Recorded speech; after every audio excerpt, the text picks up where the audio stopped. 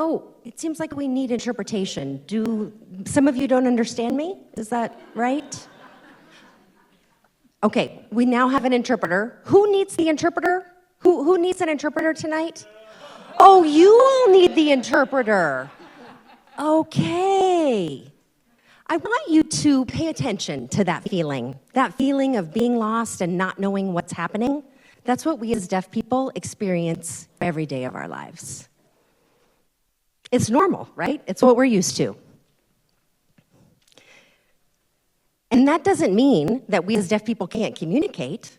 It is, in fact, how the world is designed. It's audiocentric and phonocentric. That is how our world is designed, and it's a barrier for us. I grew up as a deaf person from a long line of deaf family. I had full access to communication and language at home. Even those family members who were hearing, some of my deaf family members had hearing children, they learned to sign before they learned to speak English. That was normal in our family. I also attended a residential deaf school where I also had full access to communication and language. That makes me who I am and my identity. I'd like to talk a little bit about deaf people's experience. 90% of deaf people come from families who hear. I then realized my experience is not common. There are 90% of my community who has a different experience. I grew up with full access. Many deaf children, 90% of deaf children do not have that access in their own families. When I would go visit friends' homes for sleepovers or for dinners, everybody would be speaking at the dinner table. That's what we now know as dinner table syndrome. Everybody's speaking, and the deaf family member is left out, not knowing what is happening and what's being discussed. It's very isolating. In the residential deaf school that I talked about, I first want to clarify it is not perceived as negative for us. Many people think of it as a boarding school. It is not. It is a culturally and linguistically rich environment for us, where deaf children are able to learn from deaf peers, have direct communication in their classroom, and have access to everything. It's hugely beneficial to us. We have access to incidental learning. It happens in the residential deaf school. It is a positive experience for us. Those 90% of deaf children do not experience that if they're in other school environments or in their home, where ASL is not used.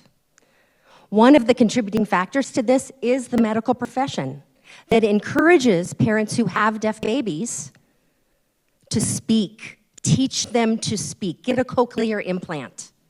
Don't sign, that might inhibit their language development. While ironically, hearing parents who have hearing babies are encouraged to learn baby sign, right? Many people teach their children sign. However, if you have a deaf child, you're encouraged not to. And it is an irony, however, it is also extremely harmful to deaf children. It results in language deprivation. Language deprivation is real and happens. It impacts all deaf people. Our learning, our cognitive development, emotional development, it impacts us in multiple ways. And all of this impact is a result of how our society and the world is designed, phonocentric and audiocentric. I'd like to talk about the ways that barriers come up. You might think, well, sure, deaf folks might experience some of these barriers, but it's not that bad. Like I said, it happens every day, and it becomes our norm. Let me give you an example. I work out at Planet Fitness. I don't need to communicate with anybody, right? I'm just working out. Well, that's true until I like to use their hydro massage machine. When I have to reserve the machine and nobody's at the front desk, they have a system that has a walkie-talkie. And what you do is you press a button to let somebody know that you're at the front desk, and then they'll answer. Well, I hit the button, and I see a light that shows somebody's talking, so I just keep hitting the button. Oftentimes, it's 15 minutes between somebody finally comes because they've not gotten an answer. Now, I go to Planet Fitness daily often, but they haven't changed anything. They still have this walkie-talkie system. I have another example, unfortunately, that happened here when I was teaching at KU. In this building, Rainier Hall, I was teaching, and there was an alarm, a drill that was happening, and I had no idea. Students were reacting, and I noticed something was happening.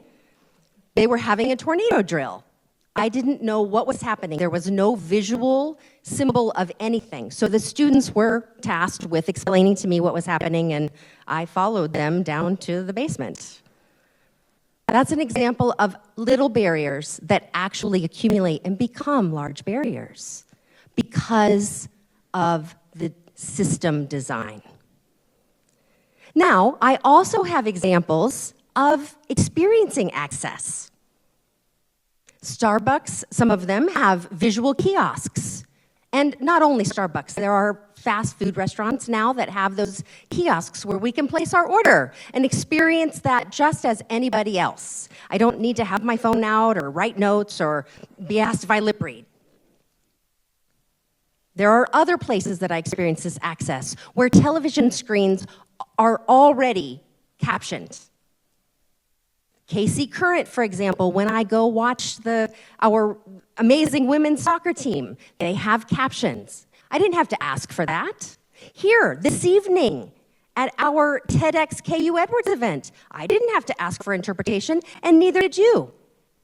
We all have access. We all attend this event, and access was taken care of for us. That's how society and the world should be designed. I'd like to talk a little bit about my identity and being deaf. I am very proud to be deaf. Being deaf is not a problem.